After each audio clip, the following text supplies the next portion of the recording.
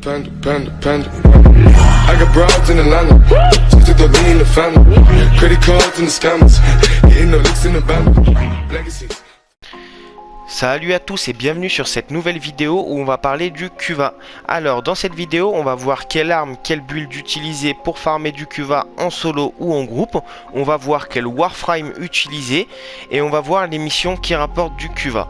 Donc merci à tous ceux qui regarderont cette vidéo. N'hésitez pas à lâcher un petit pouce bleu ou un commentaire juste en dessous, ça me fera toujours plaisir et ça m'aidera pour le référencement.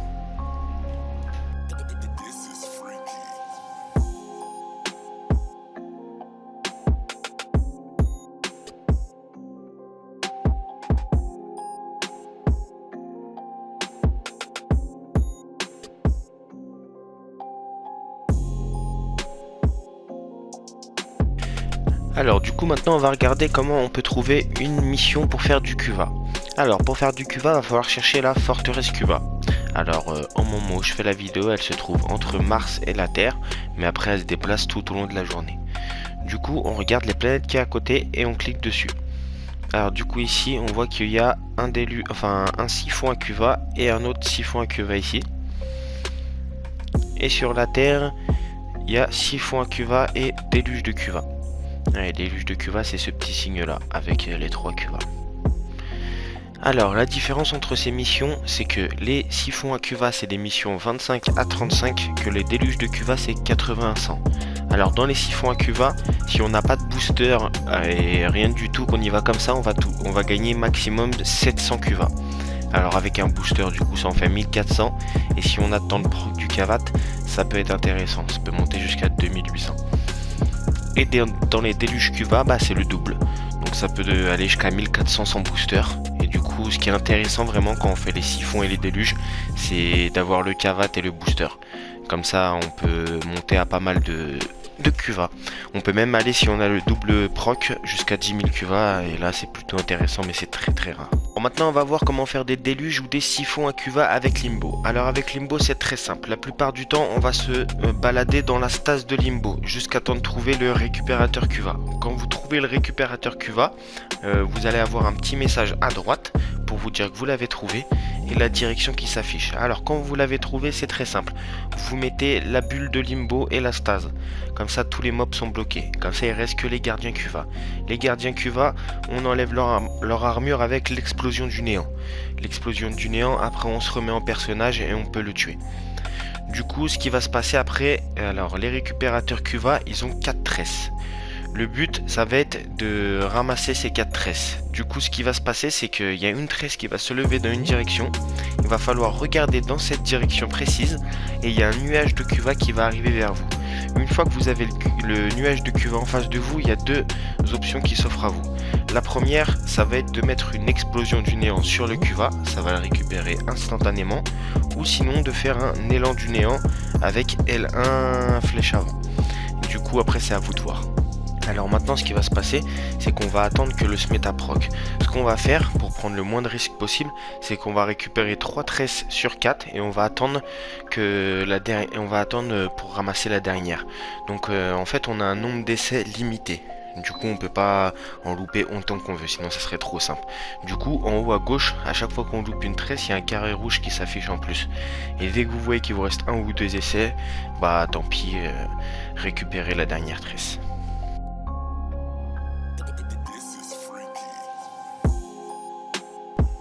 Maintenant qu'on a vu comment ça se passait pour les siphons ou les déluges à Kuva, on va regarder comment farmer dans les survies Kuva. Alors les survies Kuva, ça se trouve sur la forteresse Kuva. C'est la mission Tavenni. Il n'y a que cette survie là qui est disponible pour farmer du Kuva. Donc maintenant on va regarder comment ça se passe et les builds qu'on peut utiliser. Alors maintenant on va voir comment utiliser Necros en survie Kuva solo. Alors quand on est en solo, on va utiliser surtout la profanation et l'ombre des morts. La profanation pour tenir le système de survie, on va la laisser constamment activée. Et l'ombre des morts pour invoquer 7 ennemis qui vont nous permettre de tanker 6% de nos dégâts à notre place avec le mode augmentation. Et aussi ça va protéger le système et nous aider à faire du dégât. Alors du coup en mode aura j'ai mis projection corrosif pour enlever de l'armure au mob. Art de la ruse en mode Exilus pour la portée de pouvoir. Vitalité pour la vie. Rempart des ombres justement pour que les mobs puissent tanker 6% de nos dégâts, les invocations qu'on a fait. Après j'ai mis courage passager en puissance pour augmenter les dégâts et la vie, l'armure et le bouclier des invocations. Expertise éphémère pour l'efficacité, du coup on va perdre pas mal de durée avec ces deux modes, du coup j'ai rajouté un étroit d'esprit et continuité accrue pour la durée de pouvoir. J'ai mis un allonge pour la portée de pouvoir et un flux, si vous avez la polarité je vous conseille de mettre un flux accru. Alors en arcane j'ai utilisé arcane gardien et arcane énergétique. Du coup ça nous fait des stats de 169 de durée, 160 d'efficacité, 94 de portée et 150 de puissance. Alors maintenant on va regarder les sorts de Necros en détail. Du coup le passif de Necros c'est tout simple. Le passif restaure 5 de santé pour chaque ennemi tué dans un rayon de 10 mètres. Donc ça peut être utile mais c'est pas le meilleur des passifs. Après le premier pouvoir c'est perforation d'âme.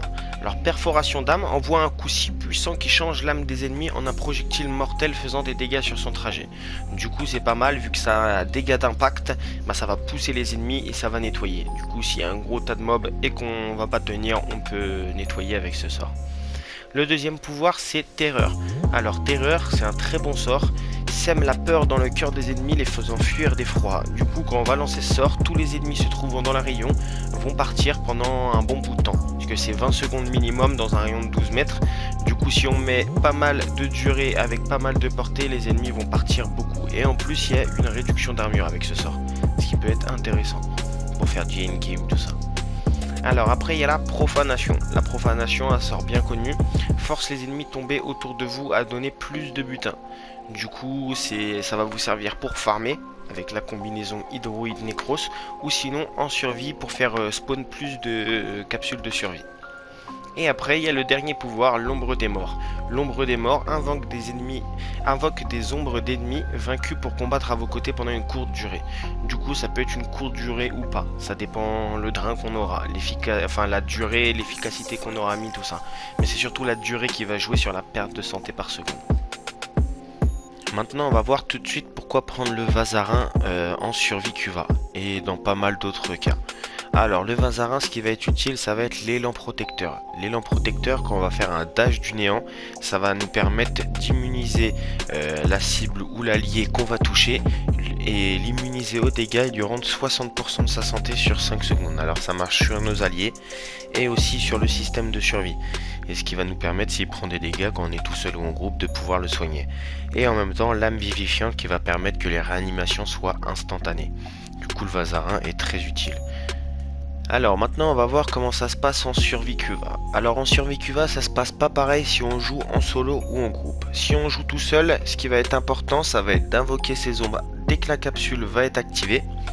Et après de poser une Zenithstar sur un couloir, comme ça il y aura un couloir qui sera bloqué. Et après de faire du DPS tout en laissant la profanation activée. Si vraiment il y a trop de mobs autour de vous, vous pouvez utiliser la terreur. Mais il n'y aura pas beaucoup de portée, du coup il faut que les mobs soient vraiment collés à vous.